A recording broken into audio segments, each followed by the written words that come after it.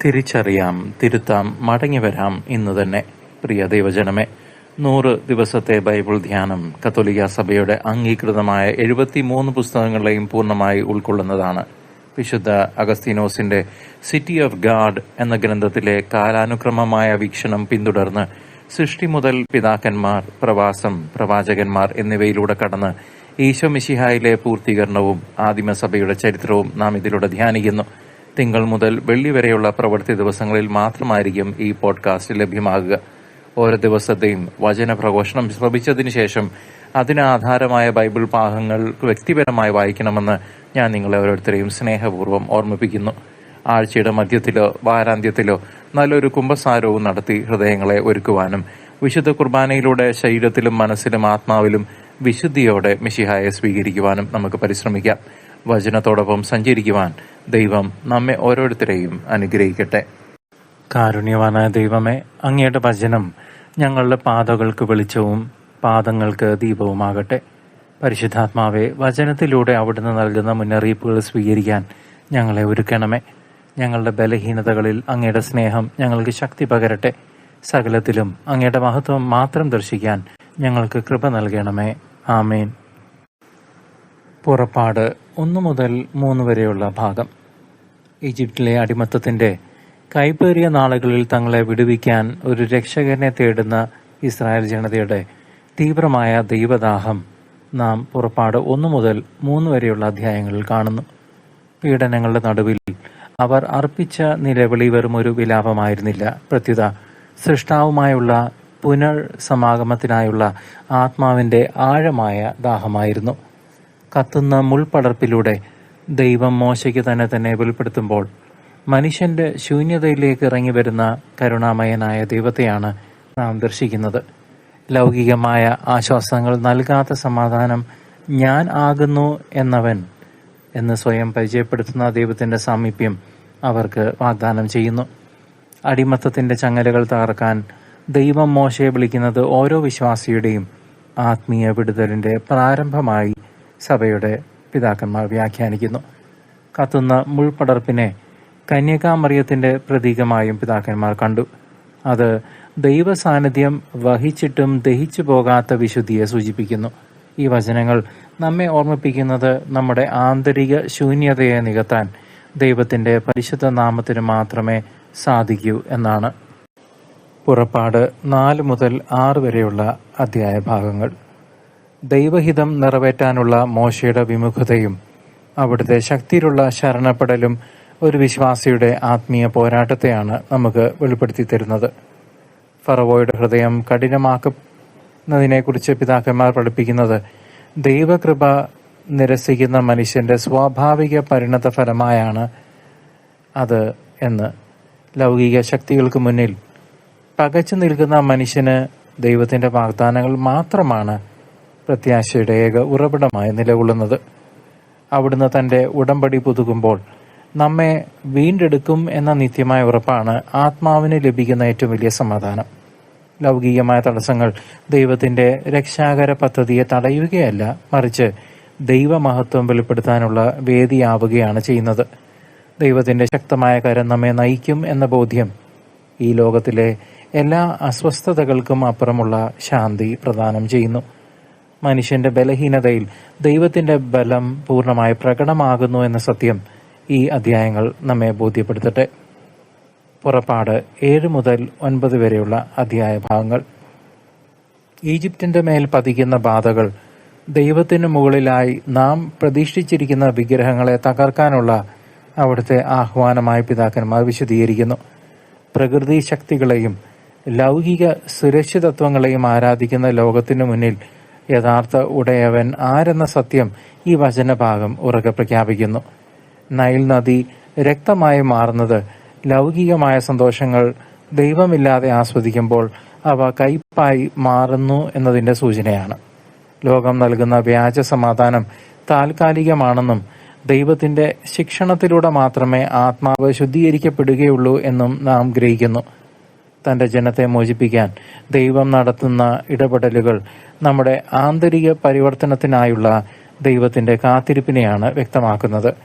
കഠിനമായ ഹൃദയങ്ങളെ തകർത്ത് പശ്ചാത്താപത്തിന്റെ കണ്ണീരൊഴുക്കാൻ ഈ ദൈവിക ഇടപെടലുകൾ നമ്മെ നിർബന്ധിതരാക്കുന്നു. സഭയുടെ പാരമ്പര്യമനുസരിച്ച് ഈ അത്ഭുതങ്ങൾ ദൈവത്തിന്റെ നീതിയും കാരുണ്യവും ഒരേപോലെ വെളിപ്പെടുത്തുന്ന അടയാളങ്ങളാണ്. പുറപ്പാട് 10 മുതൽ 12 വരെയുള്ള അധ്യായ ഭാഗങ്ങൾ. പെസഹ കുഞ്ഞാടിന്റെ രക്തത്താൽ ഇസ്രായേൽ ജനത രക്ഷിക്കപ്പെടുന്നത് പുതിയ നിയമത്തിലെ ക്രിസ്തുവിന്റെ ബലിയുടെ വ്യക്തമായ മുൻനിഴലാണെന്ന് പിതാക്കന്മാർ പഠിപ്പിക്കുന്നു. അടിമത്തത്തിൽ നിന്നുള്ള വിടുതലിനായി ജനങ്ങൾ ഒരുങ്ങുന്നത് പാപത്തിൽ നിന്നുള്ള മോചനത്തിനായി നാം നടത്തുന്ന കുമ്പസാരം എന്ന കൂദാശയ്ക്ക് സമാനമാണ്. പെസഹ ഭക്ഷണം തിടുക്കത്തിൽ കഴിക്കുന്നത് സ്വർഗീയ യാത്രയ്ക്കായുള്ള ഒരു വിശ്വാസിയുടെ, നിങ്ങളുടെയും എന്റെയും ജാഗ്രതയെയും വിശുദ്ധ കുർബാന സ്വീകരണത്തിനായുള്ള ഒരുക്കത്തെയും സൂചിപ്പിക്കുന്നു. ഈജിപ്തിനെ മൂടിയ അന്ധകാരം, ദൈവമില്ലാത്ത ലോകത്തിന്റെ അവസ്ഥയും ഇസ്രായേൽ ഭവനങ്ങളിലെ പ്രകാശം ദൈവകൃപയുടെ സാന്നിധ്യവുമാണ്. കുഞ്ഞാടിന്റെ രക്തം വാതിൽ പടികളിൽ പൂശുന്നത് ഓരോ വിശ്വാസിയും ക്രിസ്തുവിന്റെ രക്തത്താൽ മുദ്രണം ചെയ്യപ്പെട്ടതിന്റെ ആവശ്യകതയെ, മുദ്രണം ചെയ്യപ്പെടേണ്ടതിന്റെയും ആവശ്യകതയെ ഓർമ്മിപ്പിക്കുന്നു. ലോകത്തിന്റെ ആകർഷണങ്ങളിൽ നിന്ന് പിന്തിരിഞ്ഞ് ദൈവത്തിന്റെ ബലിമേശയിലേക്ക് അടുക്കാൻ ഈ വചനഭാഗം നമ്മെ ക്ഷണിക്കുന്നു. മരണത്തിന്റെ മേൽ ദൂതൻ കടന്നു പോകുമ്പോൾ, മരണത്തിന്റെ ദൂതൻ കടന്നു പോകുമ്പോൾ ദൈവജനത്തിന് ലഭിക്കുന്ന സുരക്ഷിതത്വം കൂദാശകളിലൂടെ നമുക്കും ലഭിക്കുന്ന കൃപാവരത്തെ സൂചിപ്പിക്കുന്നു. പുറപ്പാട് 13 മുതൽ 15 വരെയുള്ള അധ്യായ ഭാഗങ്ങൾ. ചെങ്കടൽ കടക്കുന്നത് മാമോദീസ എന്ന കൂദാശയുടെ വലിയ അടയാളമാണെന്നും അതുവഴി നാം പാപത്തിന്റെ അടിമത്തത്തിൽ നിന്ന് നിത്യമായി മോചിപ്പിക്കപ്പെടുന്നുവെന്നും പിതാക്കന്മാർ സാക്ഷ്യപ്പെടുത്തുന്നു.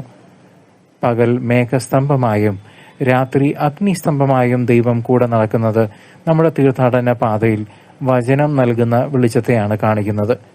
ചെങ്കടലിന് മുന്നിൽ പകച്ചു നിന്ന ജനത്തോട് ഭയപ്പെടേണ്ട എന്ന് ദൈവം പറയുമ്പോൾ അത് ലോകത്തിന്റെ വെല്ലുവിളികൾക്ക് മേലുള്ള ദൈവത്തിന്റെ വിജയമാണ്.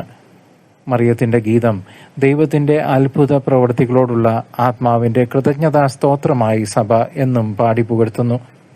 ലൗകിക സുരക്ഷിതത്വങ്ങൾ അവസാനിക്കുന്നിടത്ത് ദൈവത്തിന്റെ അത്ഭുതങ്ങൾ ആരംഭിക്കുന്നു എന്ന വലിയ പാഠം ഈ സമുദ്ര തരണം നമുക്കും നൽകുന്നു. ഈ വിജയഗീതം നാളെ സ്വർഗത്തിൽ നാം ആലപിക്കാനിരിക്കുന്ന മോക്ഷഗീതത്തിന്റെ മുൻ ആസ്വാദനമാണ്. കർത്താവ് തന്റെ ജനത്തിനു വേണ്ടി പോരാടുന്നു എന്ന സത്യം നമ്മുടെ ആത്മീയയാത്രയ്ക്ക് വലിയ കരുത്താണ് പകർന്നു നൽകുന്നത്.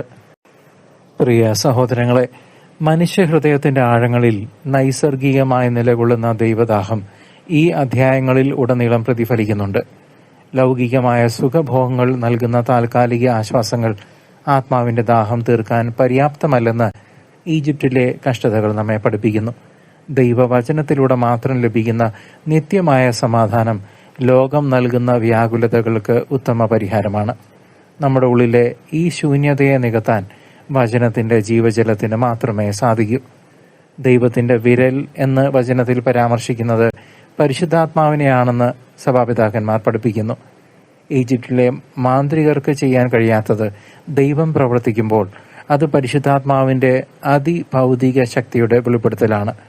ആദ്യകാല സഭ ഈ ചരിത്ര സംഭവങ്ങളെ കേവലം കഴിഞ്ഞകാല കഥകളായല്ല, മറിച്ച് ക്രിസ്തുവിലൂടെ പൂർത്തിയാകേണ്ട രക്ഷാകര രഹസ്യങ്ങളായാണ് ദർശിച്ചത്.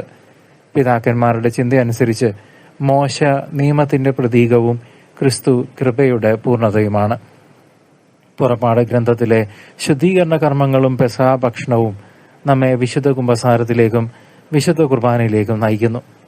പാപക്കറകൾ കഴുകിക്കളഞ്ഞ് പവിത്രമായ ഹൃദയത്തോടെ മാത്രമേ നമുക്ക് വാഗ്ദത്ത ഭൂമിയിലേക്ക് പ്രവേശിക്കാനാവൂ. മിസ്രയീമിലെ കുഞ്ഞാട് നൽകിയ ജീവൻ ക്രിസ്തു എന്ന നിത്യകുഞ്ഞാട് നമുക്ക് കൂദാശകളിലൂടെ പകർന്നു നൽകുന്നു. ഓരോ വിശുദ്ധ കുർബാനയും നമ്മുടെ ആത്മീയാത്രയ്ക്കുള്ള മന്നയും ചെങ്കടൽ കടക്കാനുള്ള കരുത്തുമാണ്. നമ്മൾ ഈ ഭൂമിയിൽ സ്ഥിരവാസികളല്ല സഹോദരങ്ങളെ, മറിച്ച് സ്വർഗീയ ജെറുസലേമിലേക്ക് യാത്ര ചെയ്യുന്ന തീർത്ഥാടകർ മാത്രമാണ്. ഈ ലോകത്തിലെ ഓരോ പരീക്ഷണങ്ങളും വരാനിരിക്കുന്ന നിത്യമഹത്വത്തിനായി നമ്മെ ഒരുക്കുന്ന ശുദ്ധീകരണ പ്രക്രിയകളാണ്. അന്തിമവിധിയിൽ ദൈവത്തിന്റെ മുഖം ദർശിക്കാൻ ഈ വചനപാരായണം നമ്മെ ഒരുക്കുന്നു. ബൈബിൾ നമ്മുടെ പാതയിലെ വിളക്കും കൃത്യമായ ഭൂപടവുമാണ്. പിതാവിന്റെയും പുത്രന്റെയും പരിശുദ്ധാത്മാവിന്റെ നാമത്തിൽ നിങ്ങളേവരും അനുഗ്രഹിക്കപ്പെടട്ടെ. നാളെ വീണ്ടും ഒരുമിച്ച് നമുക്ക് കൂടാം. ദൈവ തിരുമനസിന്റെ നാമത്തിൽ. അതുവരെ പ്രാർത്ഥിക്കാം, സ്നേഹിക്കാം, ഈശോയെ പങ്കുവയ്ക്കാം. നന്ദി നന്ദി എൻ ദൈവമേ, നന്ദി എന്നേശുപരാ.